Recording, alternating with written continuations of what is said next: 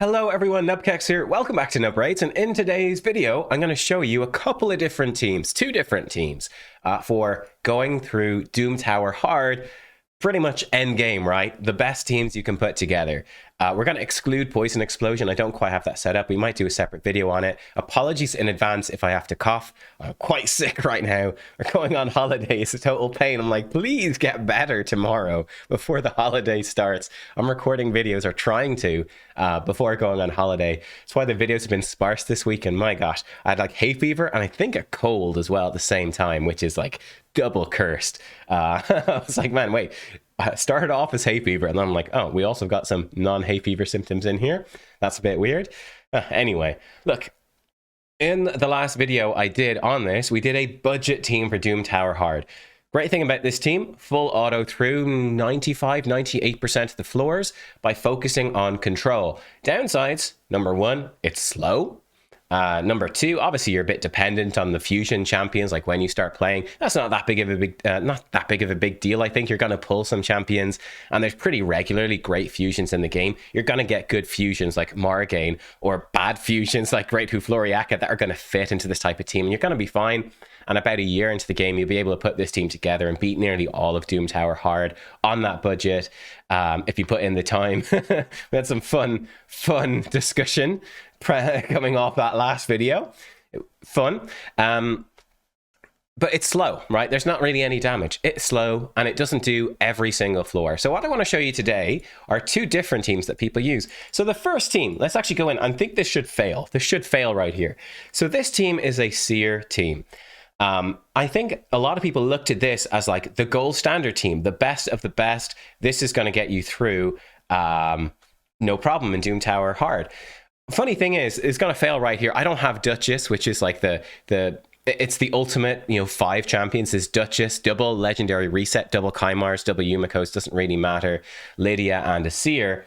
So I don't have Duchess. I've got Brogni, brings a similar number of buffs. And he just sort of helps us get through. Duchess does it best with the speed aura, helps you outspeed these champions, which is really good, and she gives you a revive as well. We don't have a revive, so as soon as somebody dies, which looks like it's about to happen pretty soon, there we go. Kymar's dead right here for me. We can't really go any further. But I think the biggest mistake people make with this team, let's go to a lower floor so you can see how it works. Oh, actually, never mind. He jumped back up. We would have died anyway, trust me. But I think the mistake that people make is expecting this to be an easy team. I've seen tons of players throw this in and sort of fail, or have to manual a bit, or have some struggles. It's not quite as easy to make it work as it looks. But you can see the gist of the team, right, is that we put out lots of buffs. We've got the decreased defense and weaken there. And then Seer explodes. Then we're going to get to the next wave. We're going to reset one of our reset champs. Do the same thing. We get to wave 3. We're going to reset one of our reset champs. It's pretty gear intensive, more so than you might think as well. But it doesn't work on every wave. For example, like War Chief waves, War Chief is just going to kill Seer. It's going to slow it down. You might get through, but some of those higher floors, it can be sketchy. And like I said, I do think it's kind of crazy to see. I think this team is a little bit overrated. If you can build it, if you've got Duchess and all of these other champs, it's great. But it's not perfect. It's not your only solution. And it is like kind of the ultimate whale team as well, because you need like pretty much a lot of the best champs in the game, right? Duchess and Kymar are the 2 best champions from Ancient and Sacred Shards. Yumiko, one of the best champions from Void Shards. It's tough to get. Or 2 Kymars, maybe. Tough to get. Seer, arguably the best epic from Void Shards, but that's one that you will get. But look, that's sort of how it works. 22 turns there. Maybe you're a little bit slow. I think Valkyrie put it off slightly. Normally it's like 19, 20 turns or something. Usually it's a bit quicker than that, but you get the idea of how that team works. And it's a great team. Let me actually show you like the team setup for this as well. Like broadly speaking, you want to be, 264 speed is the fastest. So you ideally want to be above that. Obviously Duchess speed aura helps. So you can see I'm a little bit slow here. Like my Seer is very slow. She doesn't have crazy gear. Brogni, you could put him in a shield set, or Lydia in a shield set, give you an extra buff, make it a bit more effective. But Lydia, you could build her with more damage, up to you. 400 accuracy should be totally fine. Brogni, Kymar is set up like this. The resets from Yumiko set up like this. She is faster for me, right, than Kymar. Nothing special really in the sets. We've got Savage on Seer. That's about it to punch through the defense of this stuff. So there you go. It's very straightforward. I'll show you their masteries real fast as well. Nothing too crazy here. And again, part of what I wanted to do was to show you, but to explain some of the flaws, right? It's not going to give you that guaranteed easy win every single time, unless you've got the absolute perfect 5. Now, the team that I actually like to use is this one. Let's dive in. What is happening with this team? Great news. So we've got good news and we've got bad news here, right? Good news, Krisk is super replaceable. He's definitely the hardest one to get. You got to pull him from Void Shards, Void Legendary. Super replaceable. That's good news number 1.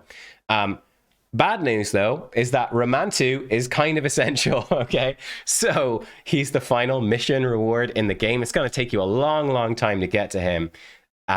So yeah, that's sort of the bad news. Nice thing about this team, funny enough, though, again, this is for like endgame people. Because like I've said, I've seen a lot of like endgame players, even people that are further in the game than me, kind of struggle a bit with Doom Tower Hard. This team, right?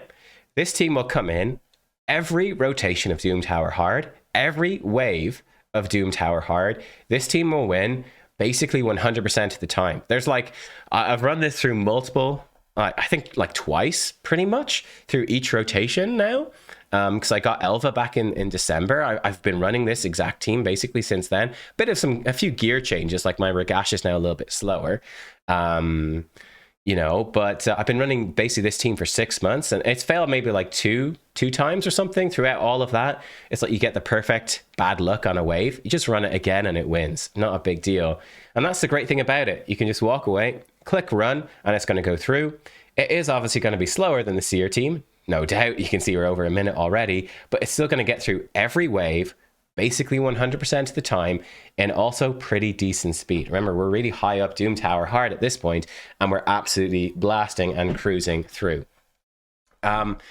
Yeah, another fun thing about this, Elva, Ragash, and Staltis all guaranteed champions before, and Romantu, final mission champion. There's a good chance that anyone that is, you know, in that late game camp watching this video, that you have these 4 and you could throw in something to replace the Krisk. Mithrala is a good option, but she's going to slow it down. She'll do very similar stuff, but with the Petrify, right, she's going to slow you down. But there's tons of different champs you can use.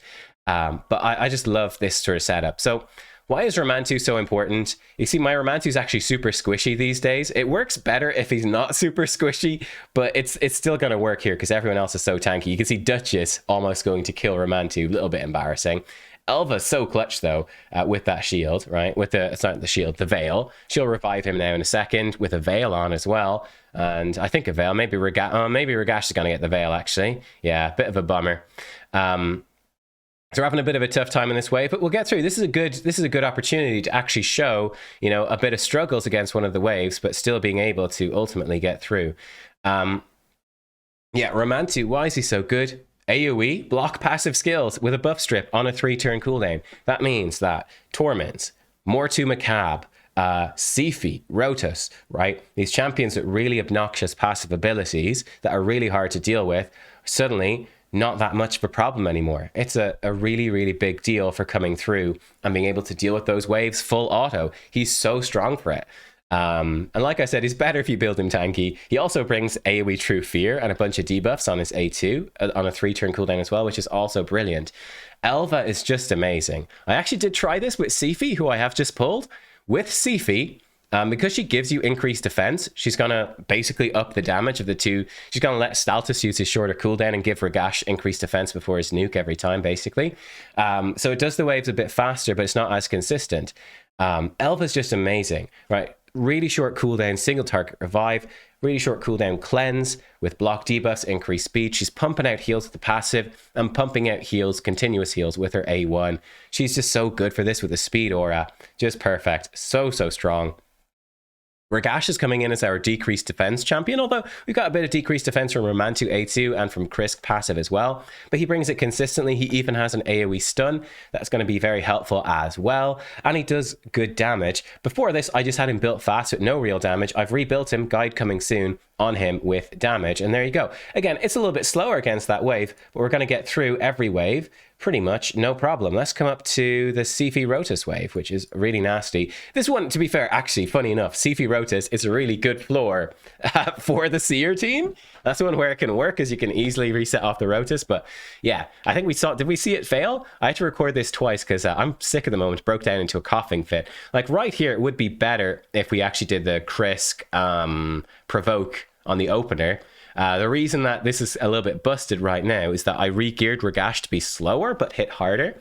So whereas before he would have come in 400 accuracy and stunned, these Sefies have, you need 420 accuracy actually to be as reliable as possible against this particular wave. They're 264 speed. They are, you need, well, they're 300 and something resistance, and you need 420 accuracy to get past it reliably.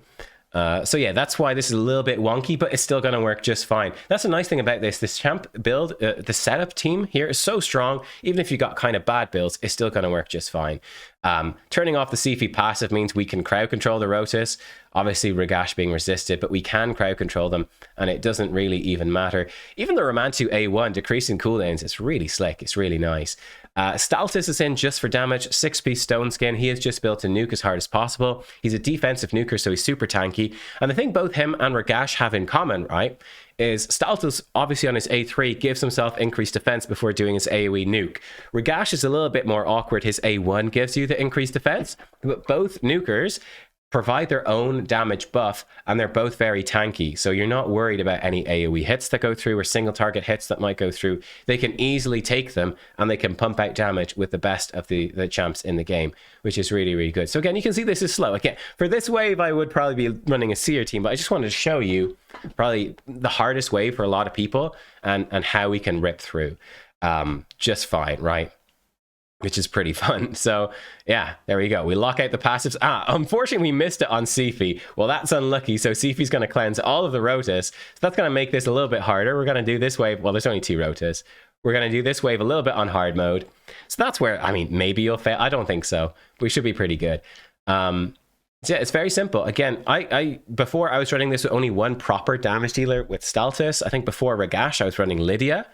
Great replacement. Lots you can do there. You can see Ragash, he does hit pretty hard, which is pretty nice. Hopefully Romantu should be coming back to his A3 in another turn. Obviously these Rotus are doing a bit of damage here. They're a bit annoying, but nothing that we can't really handle. Right, we're going to do this. Strip off, turn off their passives. Beautiful. Romantu's so good. You could replace Staltis with really any damage dealer, preferably a defensive one, I'd say, so they're tanky. But any damage dealer really would work. He even has a stun, but he doesn't have enough accuracy to use it. I think if you're building him just for this, you would build him faster and with like 300 accuracy, so he'd land the stun. But we're not worried about that. We don't need it, right? The team's too strong, don't need it. Ragash, again, you could bring in, like I said, Lydia. You want someone with decreased defense. It could be a damage dealer, like Ragash is. It could be, you know, Lydia built for damage. It could be Lydia not built for damage. Whatever you want. The world is your oyster.